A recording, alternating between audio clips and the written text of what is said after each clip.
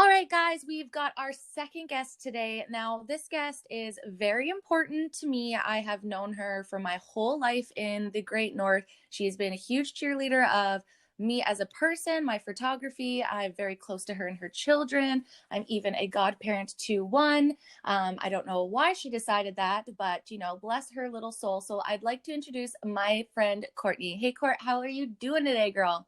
I'm doing good. How are you? I am so good. Thank you so much for coming on this show. It means so much to me because we've been friends for so long. So for me to be able to watch your journey and then you be able to feel strong enough to share it today just makes me super proud of you.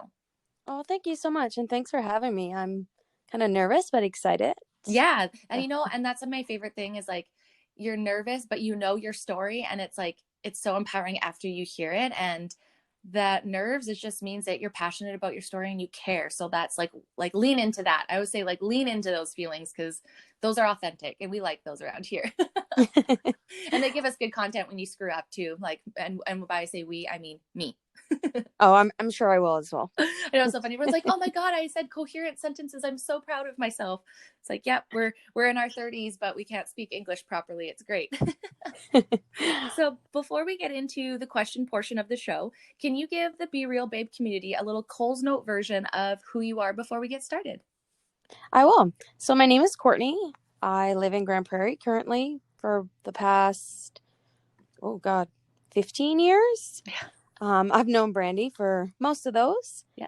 I have 2 kids. I'm a wife. I'm a student. I work part-time. A lot going on.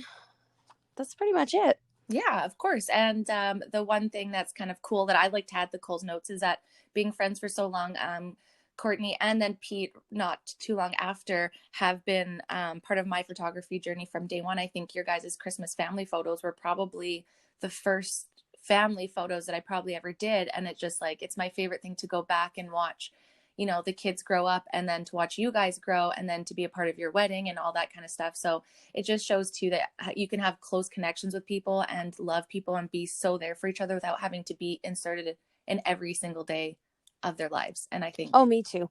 our I think friendship, that's a huge part. yeah, and our friendship has always been that because we know we both have such a crazy life that, it's not personal or anything, but we're always there for each other. And I think that's my favorite thing about us is that like every time we talk, it's like you just pick right back up from whenever we got to see each other last.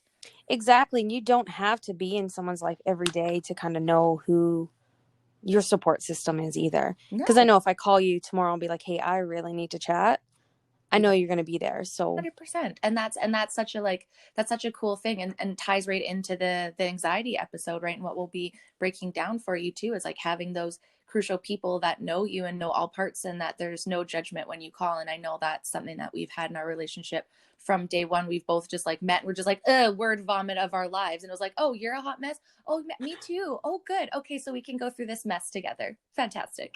yeah, I'm pretty sure that's how we connected. Yeah. It's like, oh, you're a hot train wreck. Me too. Oh, okay. Let's just like be dumpster fires together so we're not alone. Just kidding. Yeah, exactly. No, I love that though. I love when you can just connect with someone, whether it's over like the smallest thing or the biggest thing, and just be like, I'm dealing with that too. Yes. It gives that such a strong foundation. Yes. And to feel not alone, even if you do in that moment feel alone. And it's not like I'm such a person that heals in private. So it's not always like I need someone right at the second every single time, but just knowing that I'm not alone in these struggles, that I don't have to sit here and wonder if I'm crazy for the next hour. And I could just go about identifying what's going on and fixing the root cause instead of wasting all these like, oh, I must be a lunatic. It's like, no, okay, other people experience this. What do they do? How can I apply that to my life? Da, da, da, da, da. And I think that's such a it's a terrible feeling to know that other people suffer, but in the same sense, know that you're not alone in that and there's hope, I guess. Yeah, no, that makes sense. I like helping others when I've gone through it, or I've been in their situation, Absolutely. because it gives you that empowerment of, you know what, I've been there. You are not alone. You're not crazy. Mhm. But here's some ways that I've dealt with it. Mhm. You can try it. It may not work, but It's you know, something. yeah, exactly. And everyone's so unique because not any one of us have experienced the same traumas, the same anything, the same experiences, the same environments, we're not chemically built the same. So what works for one might not work, but it's just like with anything in life, you just got to keep trying. So why not pump out all the information of what worked for you might work for someone else, and they might take something from your story and my story and Kayla's story and Aaron's and everyone's, and it will relate to their story, right? But the less we talk about it, the more we feel alone in that. And I think that was the beauty, if I can say, of 2020, is that if you didn't deal with your shit, you were dealing with it this year and you were having to identify it. And then I think that made us all connect on a different level, because we're all like, okay, we're all going batshit crazy and it's obvious. So we can talk about this a little bit more. I think so. And I'm glad you said that, like, you took that as a light part of it Mm-hmm. and not a negative part, because so many people took negativity from 2020. I mean, I heard complaining, like, I'm done with this shit, and I'm done with it too. Me too. But you could have took the negative, like most people did, and complained about it, or find something positive, which is what I did in my situation. I found positive things and tried to work on what needed to be worked on that you may have let slide under kind of the bed Yes. and hidden away. Yes. And that's perfect. And to me, I think the reason we were able to do that in 2020, and everyone's on different paths on their journey, right? So for us, we've been dealing with that seclusion alone, having to fight the demons in our brains and using the tools that we need to fight our anxiety. And I think that helps set us up for 2020 to being like, okay, well, I could sit here and waste all this time being a worry wart of what's happening, which, don't get me wrong, I had my negative times. I was worrying too at some points, don't get me wrong, but especially the first like couple months when it all hit, like last March to about May. And finally, when it was May, I was like, okay, things aren't fucking changing. So you're getting deeper into your negative hole. So either you're going to stop, that sounds really sexual, but you either going to stop what you're doing and find something positive to do in this time, so you can come out of this feeling like you didn't, I'm not saying wasting time, but that's just where my brain was. It's like, you're either going to look back at 2020 and regret everything you did, or you're going to take that time and find something to do. And I've seen so many people being like, yeah, I went to school and did this, or I dealt with this mental illness, or I finally decided to address my eating habits, or I started physically moving because, I was at home and I had to move because I wasn't at work. And it's like, I love seeing all the breakthroughs. Was it shit? Yes. Am I done with it? Yes. But what can we learn and grow from it and take it positive? Because that negative is only going to just sit in your gut. And we both know this from anxiety. Yeah, exactly. And it does. And I mean, I started 2020 off on a weird note because I got diagnosed with ADHD. Mm-hmm. So that started off weird. And then when COVID hit, just being at home 24/7 with my kids was, so after about the third or fourth month, I was done. Yeah.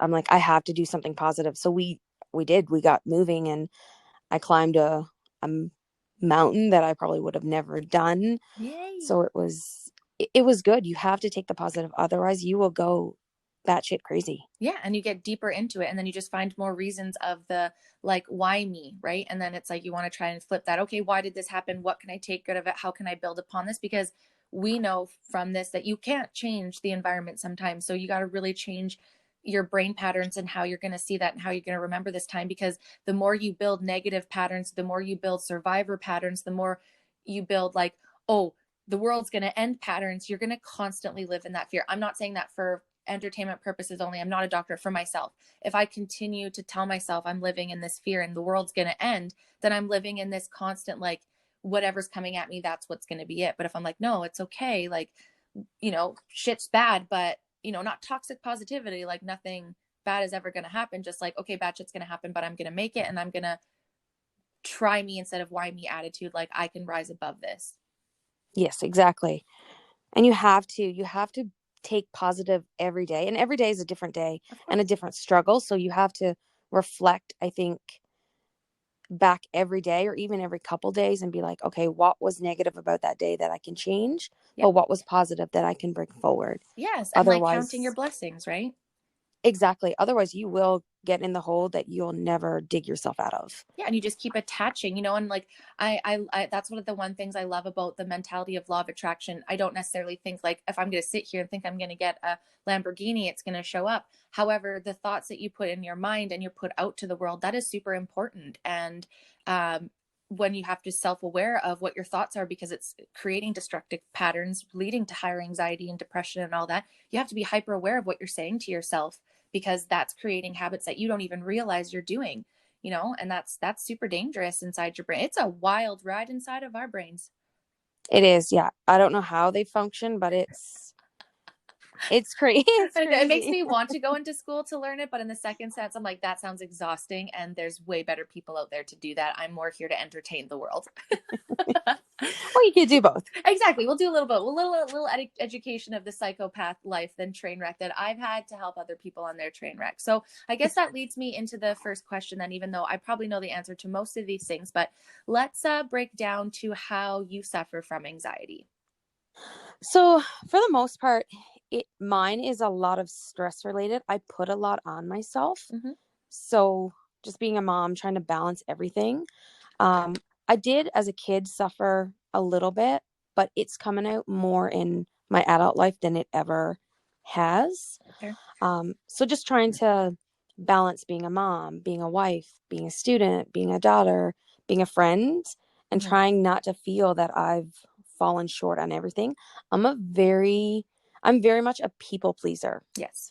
Like I try to please everybody, and you know that. Like I Yep. try to always like make others happy, I think, before myself. Yep. And that in itself is an anxiety that eats at me so much because I'm like, I've given everything to everybody, but what have I given myself? And then you start giving to yourself, and then I've seen you like retract, being like, oh my gosh, because now for me to focus on myself, I have to pull away a little bit from XYZ that are all depending on me to be there for them, and I want to, but then it's like I'm filling from an empty cup. And then you get that, and a lot of moms I've heard say this, it's like, I'm trying to be there for me so I can be there for them, but then there's guilt, so then I put all my energy to them, but then there's that guilt of like, well, no, you need to take care of yourself. And then you've got a society of telling you to do three different things.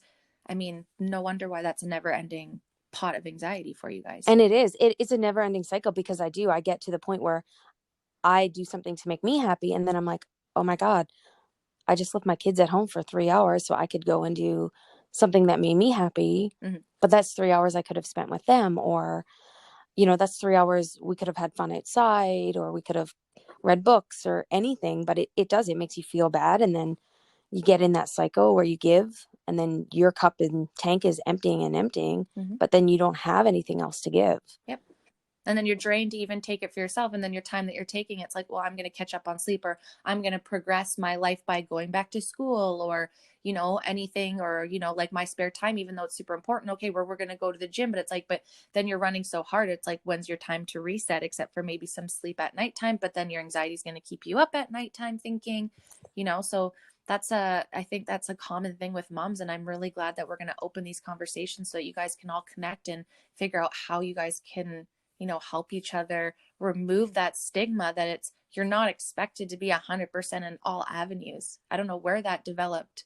I mean, our parents do feel the same. It's like, no, you're allowed to take some time for you without feeling guilty, and they'll be okay. Where did that breed from? That wasn't okay. I don't know. I'd like to know, because it does. I mean, moms have so much and we're expected to do so much. Yes. 100%. But when do you have your mom time? Yes. Like, when do you get your time for you? Yeah. And it's So finding that balance, right? Where and then you look at the dads, they're like, okay, cool. They go to work too. So when they come done, that's their spare time. Like, then you find a balance between that, and, and then you've got parties and sports and all these things. And yeah, I think it's a total valid, part of motherhood. Unfortunately, I don't know. The cats don't give me too much anxiety. They do. That's a lie. They do. But, yeah, I think that's a total fair thing. And I think you do it way better than you give yourself credit for. Oh, well, thank you.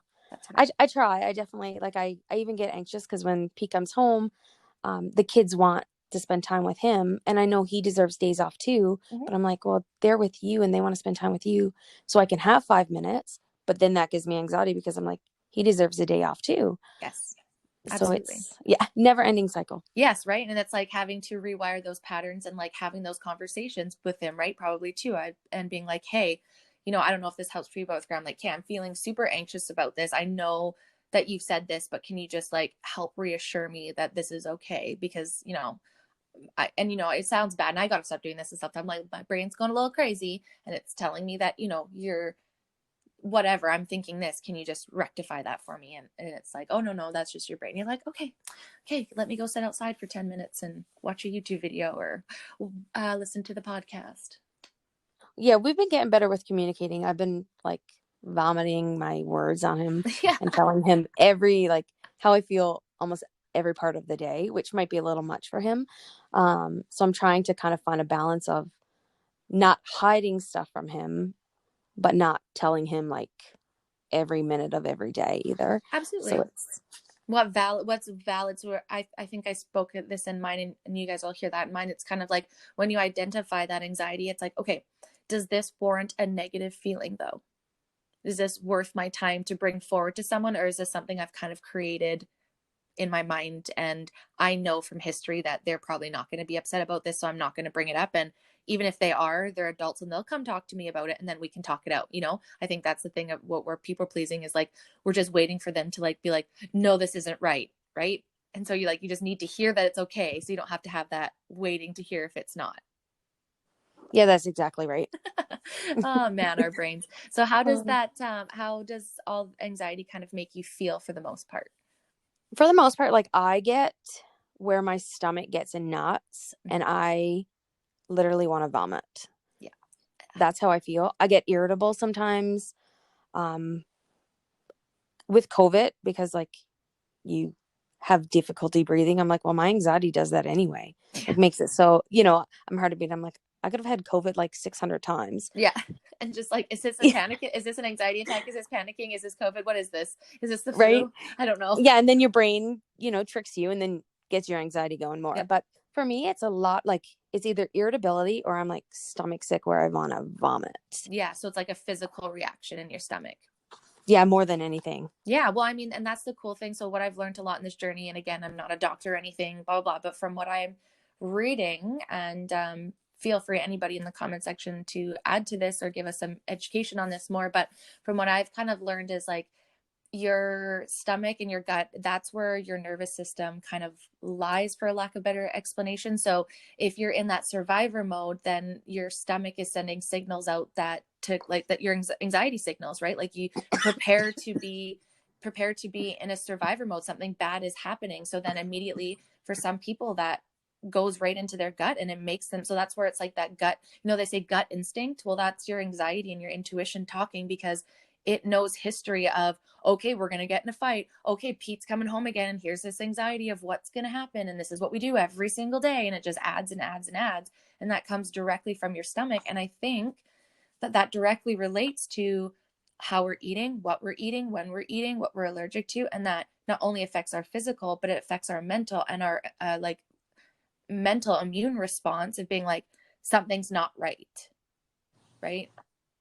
Yeah. That's definitely how I am. And then for me, I don't eat because I'm stomach sick. Mm-hmm. And then that's not good as well. So then I've gone all day and I'm like, oh, wait, I haven't eaten. Yep. And then I'm getting tired because I'm not eating properly. And sometimes I think I've gone a whole day and I'm like, oh, I didn't even drink today. Just because you get so into it Focused. that Yep.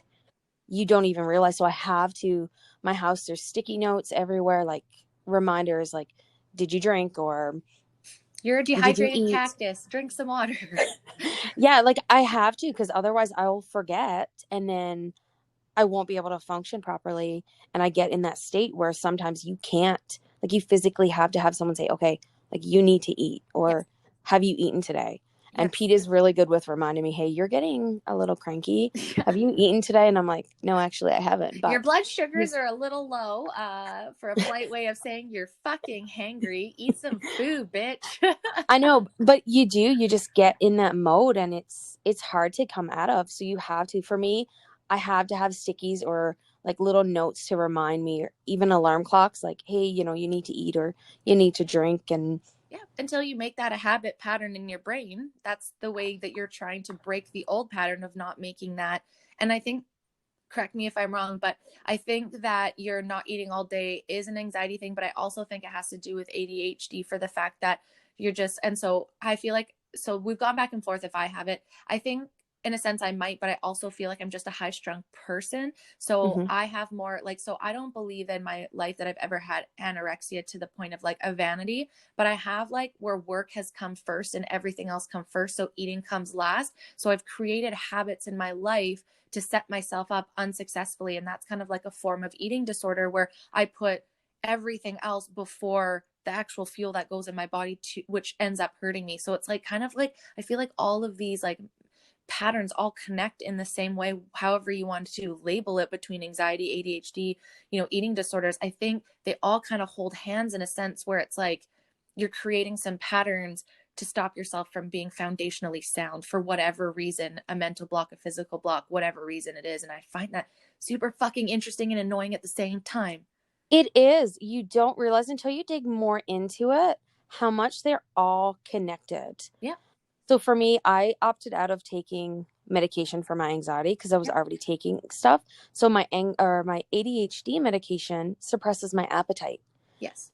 So for me, I have to force myself to eat when I want to eat because I'm physically not hungry. Doesn't help with the anxiety making me stomach sick either, but you physically have to. You have to remind yourself. And then even with like depression, where you get to the point where sometimes people want to binge eat, Mm-hmm. same thing with anxiety. Like you either binge eat or you don't eat at Yes. all. And I Yeah. mean, I am a binge eater sometimes, so I Mm-hmm. need to disassociate that from everything else too. So it's hard. It's an everyday challenge that makes you want to like go nuts For or be sure, for drunk. sure. Absolutely. And it's just, and then too, I think when you're not talking about it or not talking to anybody about it, you're like, oh, and I'm alone in this. And if I bring this up, they're going to think I'm a psychopath even more because I already think I'm a psychopath.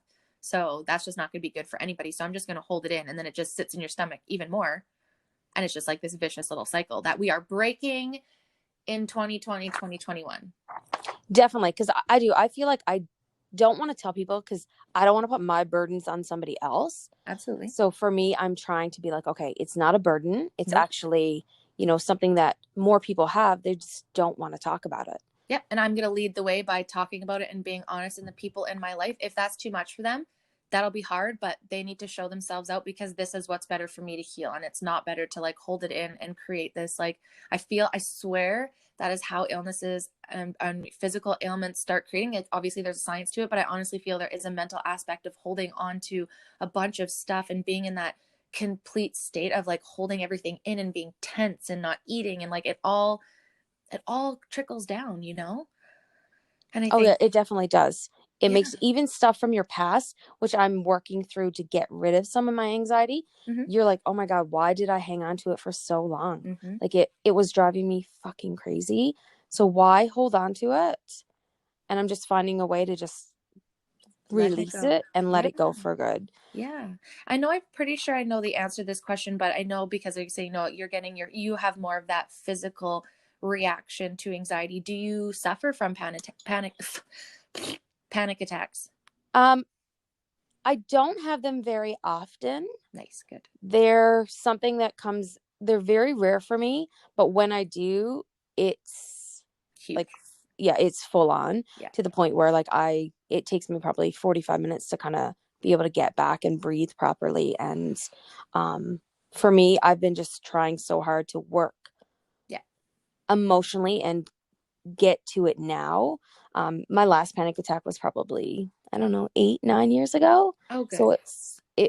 it's been quite a while. Um, But I but feel I've like been it's because learning. you've been working on your anxiety for quite a while, right? So I feel like that's kind of like, I would say normal for most people would probably relate that when you did have panic attacks, it was like when you were at the height of a bad environment or a situation or a moment in your life, and you just couldn't use your tools to grasp, and it just became overwhelming, and you kind of couldn't let it go. Now in the last, like all the time that we've known each other, and we started identifying we were messed up when we met. So it's like maybe over the years you've been able to use your tools enough so it doesn't go overboard. Yeah, and that's exactly kind of where I am, is like, let's use the tools that I have. And then, so I don't get that to that point, because if I do get to the point where I'm at a panic attack, I can't function. And then it makes me even feel worse because now I've More not only can't anxious. function for me, but I can't function for my kids or Yeah. my husband. So it's, again, it brings it right back again and makes you even more anxious to the point where, your panic attack is going to get worse. So Yep. it's a tough cycle, definitely, to try to break. I feel like I get to more than panic attacks is that I'll more recent than anything. It's just I'll just hyperventilate and I have to calm myself down. If I can't calm myself down from hyperventilating and like getting my breath, if I can't stop my body from, going into that survivor flight mode, then that's when it'll trigger and I just like lose all fucking control of normalcy.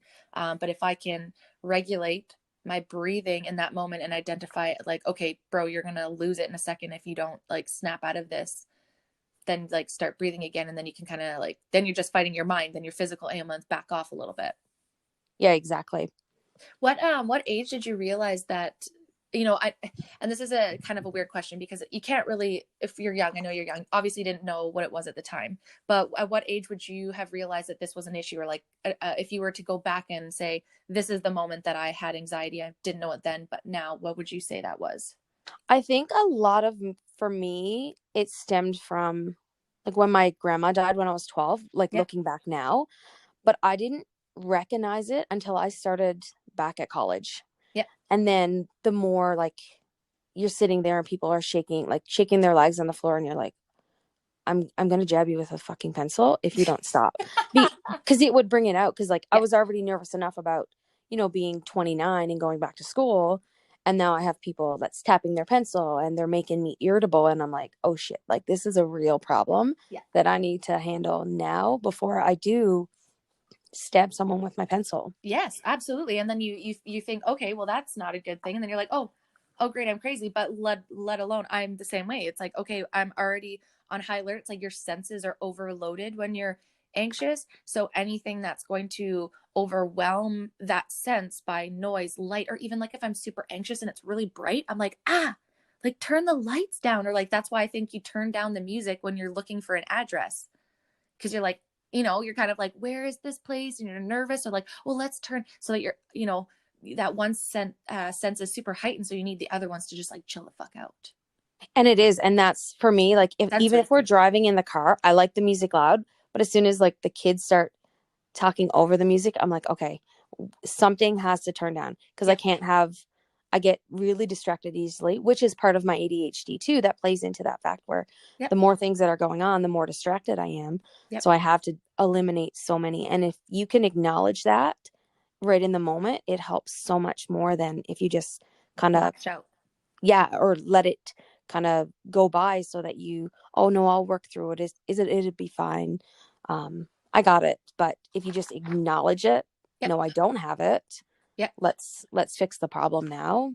Then it'd be easier.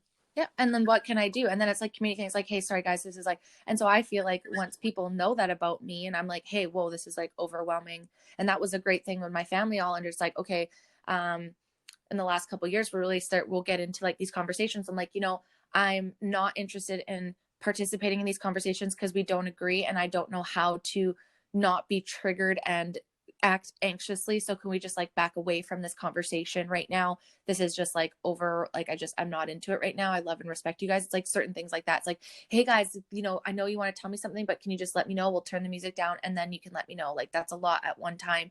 Whereas like if you didn't identify that, me as a mom would have turned around and said, shut the fuck up and stop yelling. That would have been my immediate response if I didn't know what my anxiety was. And then I'd be able to turn around and be like, okay, I'm not going to get mad at them because it's not them, but I'm Mm-hmm. going to let them know that this is how I am. And like, this is how, can we approach the situation like this to help me while I'm working through this shit or whatever. And for me, like I try every day so hard to not like lash out on my kids, but there are times when there is still too much and you're like, okay, I do need you to kind of be quiet for a minute, like go take a time out so I Yep. can kind of collect myself before it gets to the point where I am saying like shut the fuck up. Yes. Like And I think, and because yeah, for sure. Sorry, keep going. no, it's okay. But yeah, otherwise, and then you feel bad because I just yelled at my kids for no reason. Mm-hmm. But they don't, I mean, they're kids. They don't understand what's going on with you. So even I try to say, hey, you know what, mommy's just, we're working a lot with zones right now. Yep.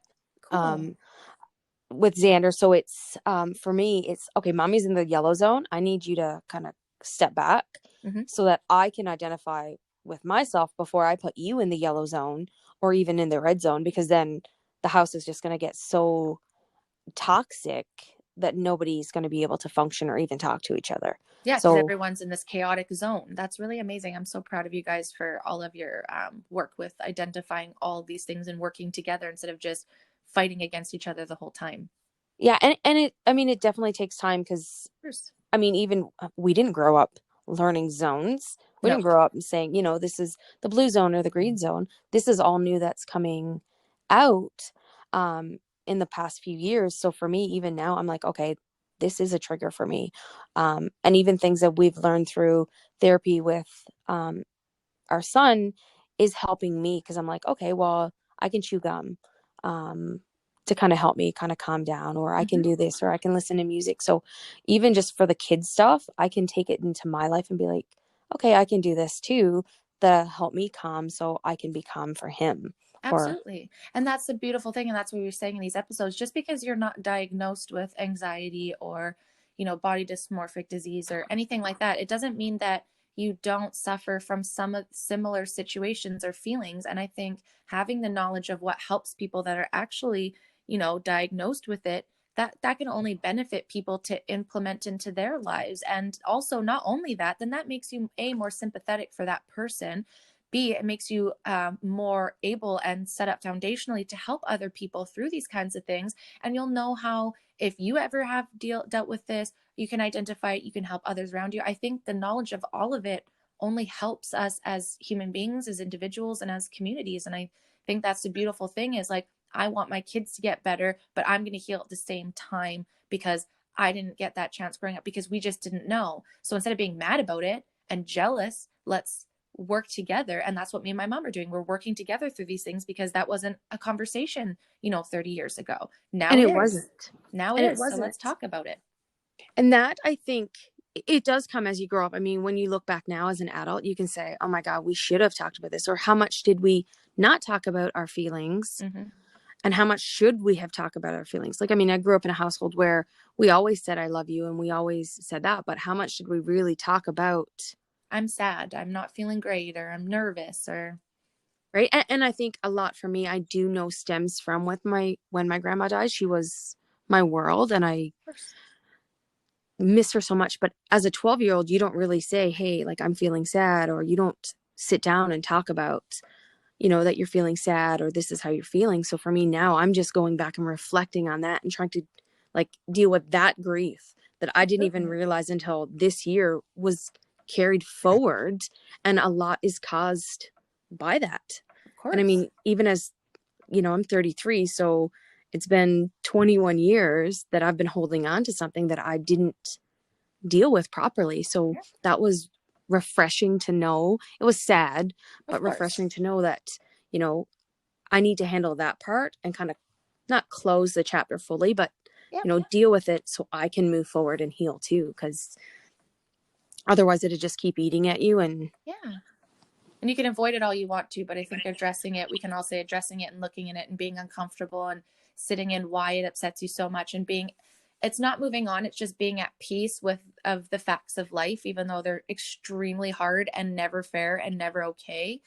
But unfortunately, we're going back to that toxic positivity where, life is shit sometimes. And unfortunately, we just have to make peace with it. And I think time helps you make peace with it. But it also, if you aren't actively working on understanding and actually being okay inside, that time is just going to fester.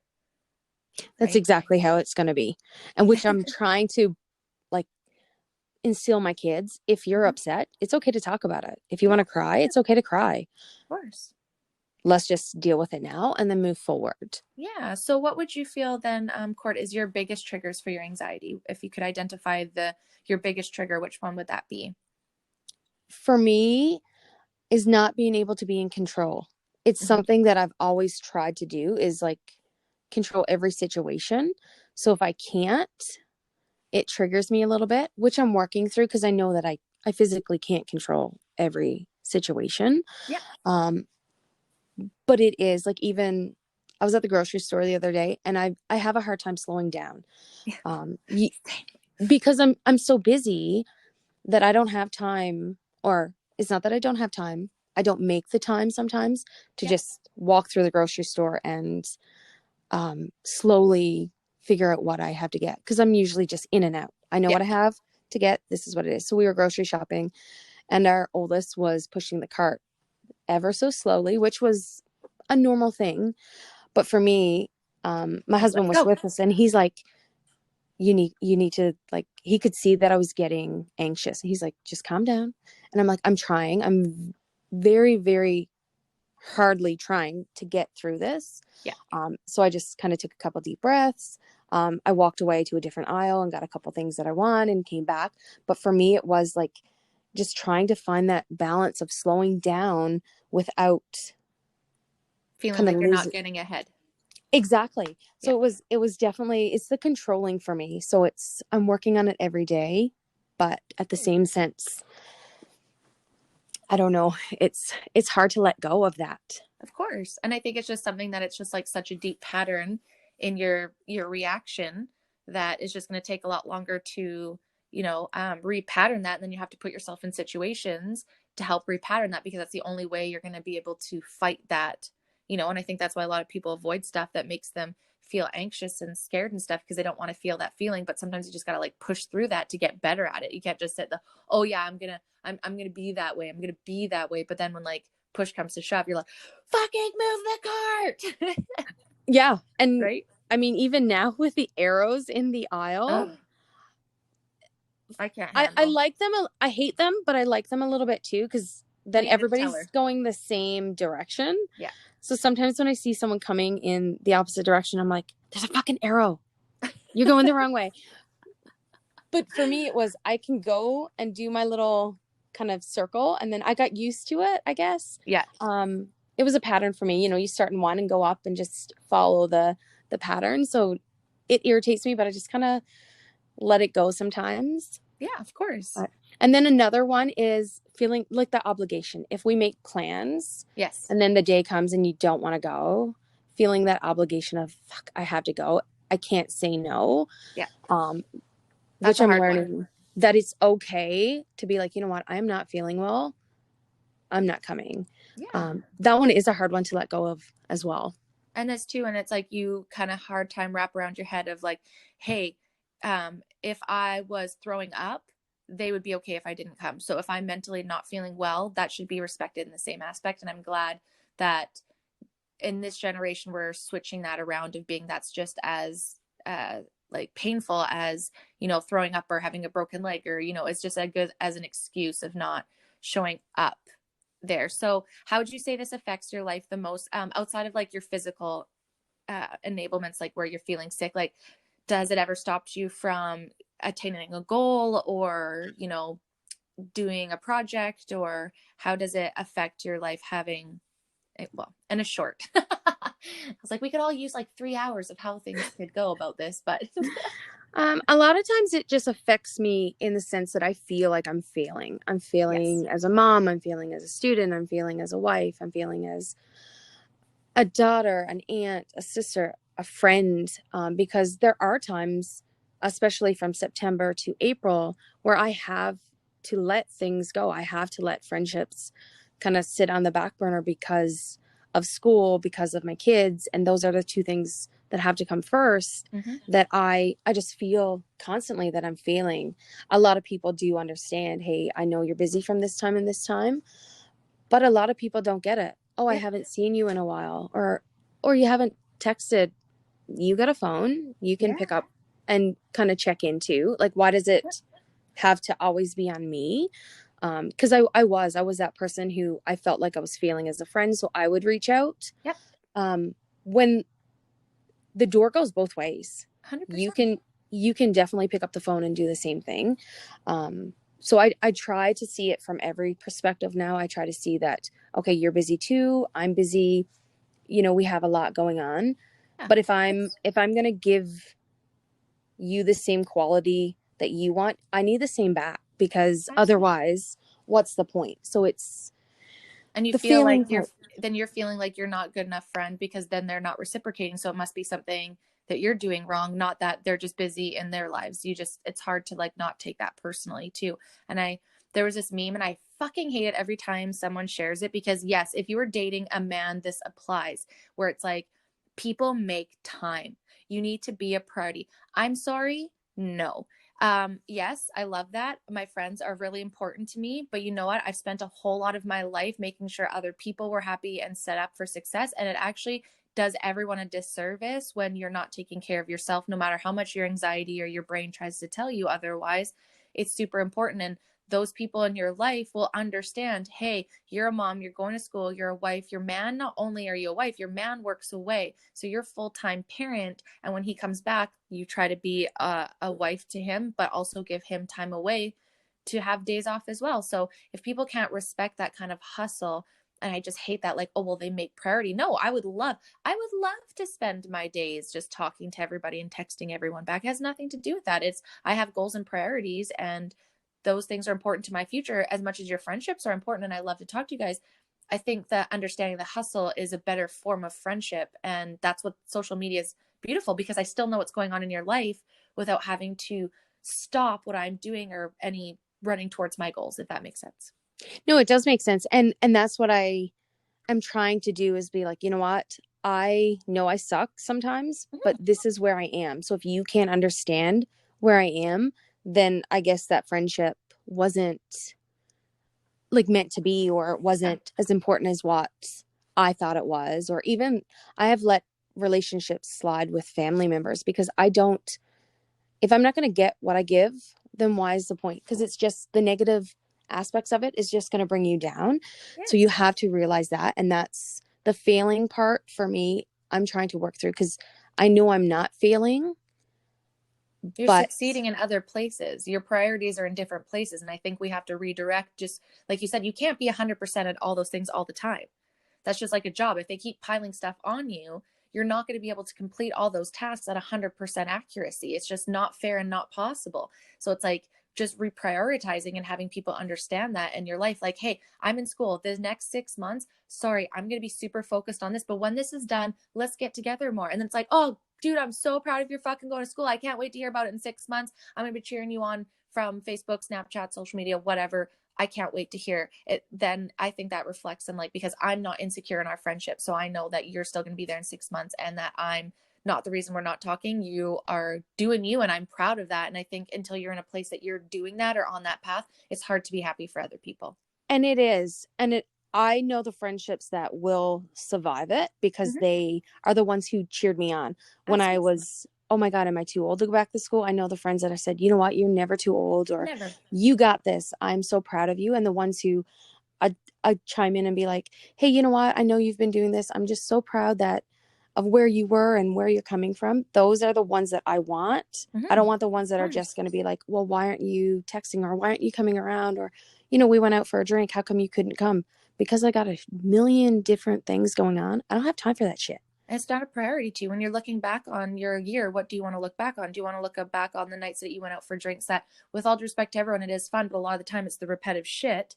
Or do you want to look back and be like, wow, I got, 3 months of schooling done, or I hit a fitness goal, or I read a book for the first time in a long time, or I started a podcast, you know? Exactly. Those type of things. So, with that being said, though, like obviously, and we're all the same. I think you get to a point in your life where the people that aren't for you, you don't chase anymore. You're chasing the people that are for you.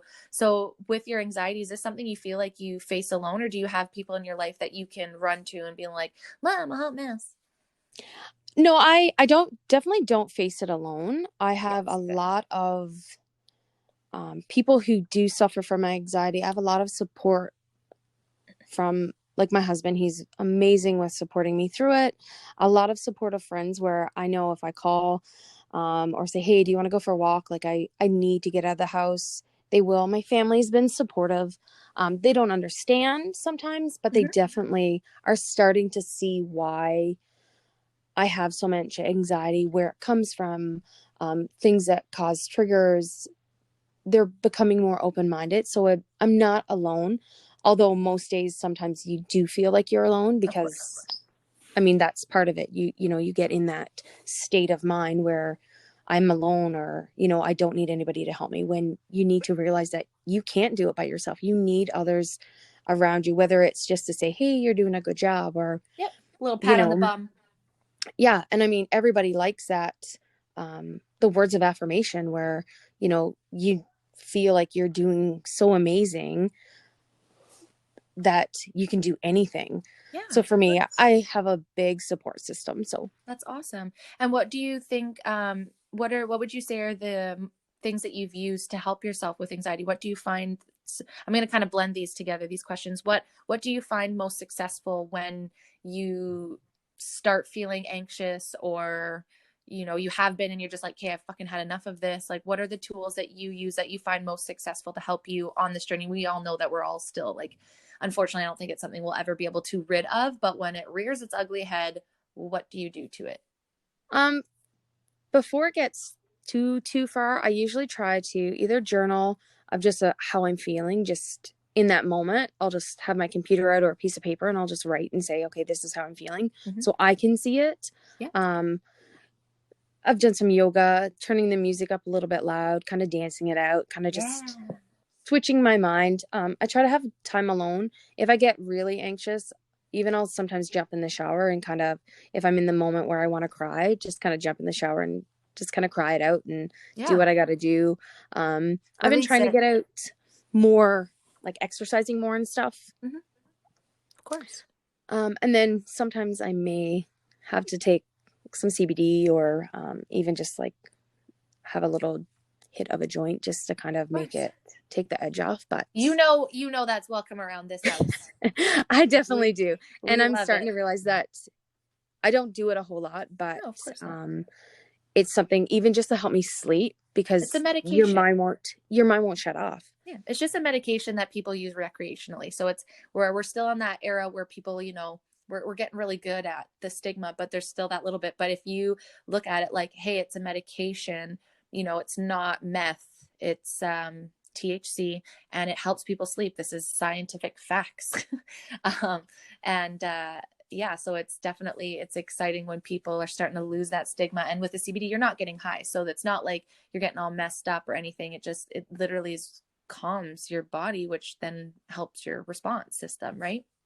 Exactly. And that's what I wanted. I wanted more natural, because my doctor wanted to put me on a medication. And I'm like, no, I want to try it naturally first to see if I can kind of work through it myself. Yeah. So since COVID, I mean, right before COVID hit, I stopped my depression medication at the same time. So that was kind of a bad one, but I just been kind of working through both.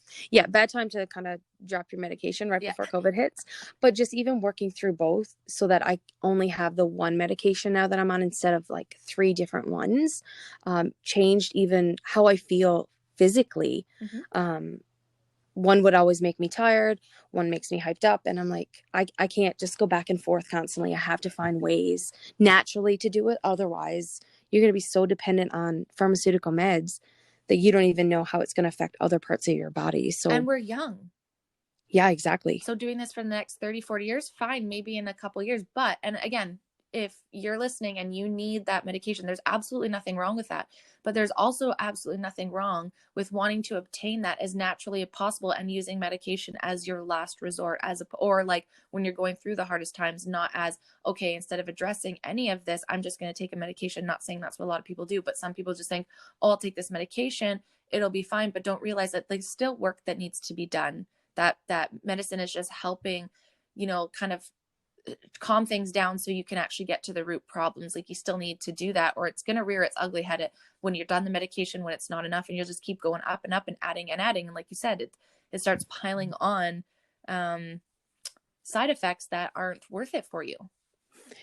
That's exactly right. And for me, the medication I found was just a Band-Aid for me. Yeah. I mean, it's not for everybody. Yep. But for me, I found it was, because it wasn't helping me deal with the issue. Yeah. I was taking something that was helping me feel better, but I still wasn't getting to the root problem. Yep. So I was just kind of shoving it down and shoving it down and shoving it down till you get to the point where you explode and it's not healthy. No. So I'm like, I need to get rid of it, work through it, and then find a positive way to move forward.